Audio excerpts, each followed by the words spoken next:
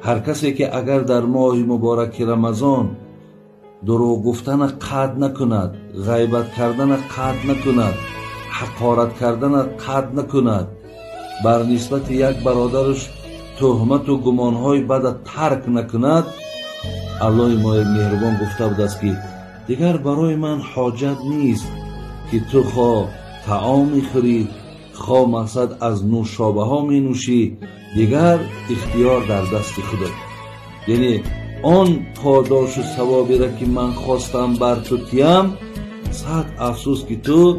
با این رفتارها و کردارهای بسیار زشت و نادرست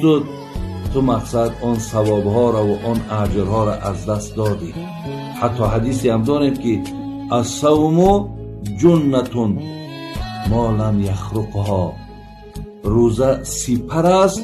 مادامی که شما این سپر نشکنید.